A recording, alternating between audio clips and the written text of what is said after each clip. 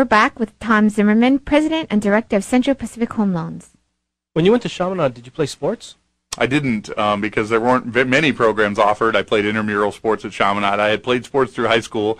That was one thing I really missed when I got to Chaminade.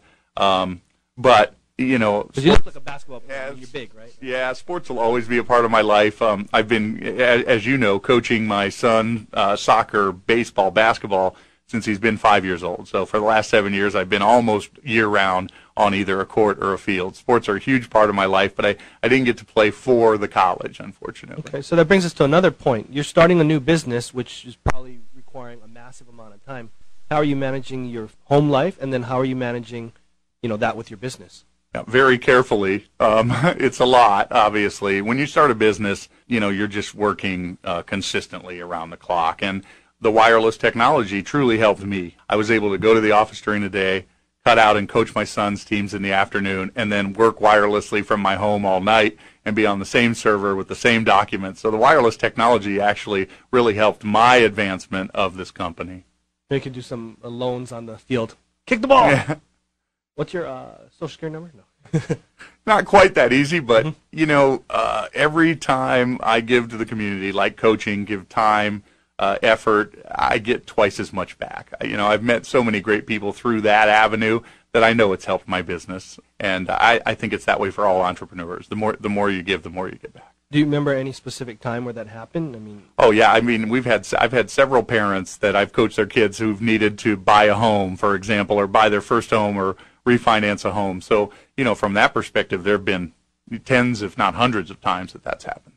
You mentioned that you folks put your assets up, you know, in order to get the loan, and then you're still making the time to coach. What was that like for you to take that risk and also take the time? Well, I think family has to come first, and from my perspective, not being with my son wasn't an option.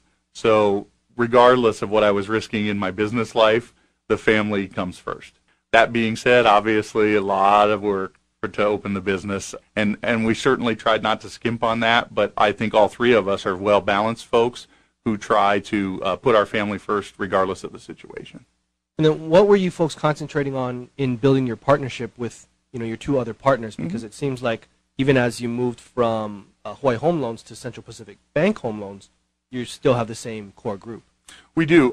We're very fortunate to have the same core group. In fact, a lot of people started with us at Honolulu Mortgage Company, and with the exception of Ron's retirement, our core group has stayed exactly the same at Central Pacific HomeLoans. I think, first of all, we do have a family atmosphere. It's a big ohana in our company. We started Hawaii HomeLoans that way, and it's carried through to Central Pacific HomeLoans. The group of us has worked together for 15 years roughly now. I don't want to date anybody, but roughly 15 years. And I think we know each other's styles. We know the ins and outs. We know each other's families. We know what to expect from each person. And I just couldn't have a greater group of people to work with. Well, how do you deal with that? Because sometimes when you're dealing with people you have relationships with, your friends or so on, it's kind of hard to, you know, keep everybody accountable. And, you know, when something arises, it's hard to confront that a lot of times. Yeah, I think, you know, we all realize that business is business. You know, every person in my organization brings a lot of professional knowledge of mortgage banking with them. And, you know, we're a very open company with regard to communication. I think Ron, you know, being my mentor and the chairman of this company when it opened, really set a stage of the ability to confront each other, the ability to discuss openly, sometimes heatedly, the issues that we had as a company, and you know, I love the open communication aspect of that. We definitely argue, we discuss, we try to cajole each other, all those kind of things. But I think from that perspective, it leads to improvements. You know, the more discussion you have, the more open communication you have, the better increase in improvement, efficiency you're going to get out of your company. So Tom, earlier we were talking a little bit about the time you spend coaching your son Little League. Now you also spend a lot of time with Hugs and a lot of other nonprofit organizations. Can you tell us what your involvement with Hugs is about? Sure. Most of the nonprofits I'm involved in deal with kids. It's a real focus of mine. And Hugs, for example, which is something I'm very proud to be affiliated with, helps terminally ill children and their families.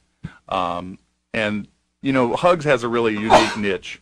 It benefits not only the child who has an illness, a serious or terminal illness, but it also benefits the siblings and the entire family by giving attention to the siblings that may not get it otherwise because of the seriously ill child, by providing time for the parents. Hugs has a program called Respite, for example, which they do monthly, where the parents can drop off the children and have time to just take a shower or take a nap or shop. And some of these folks, it's 24/7 care for seriously ill children.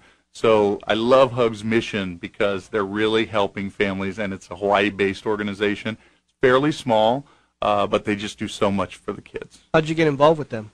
Actually, a friend of mine, Chasen Ishii, who's at Coldwell Banker Pacific Properties, called me one day and said, "Tom, I want you to join a board of Hugs." And I had never heard of Hugs, so I said, "Chasen, I only do things for kids." And that was my way of thinking I was going to get out of being on this board. And Chasen said, "Oh, perfect. That's perfect. These are kids." And I went and visited the Hugs house and met with the Hugs EO, who is Donna. And I think that they just do such a great job. I was passionate about it from the very beginning. It's hard to not be. I mean, when you see these children and their families and you can help them not struggle, it's just a wonderful cause. Thanks for tuning in. Stay tuned for more on Greater Good Radio.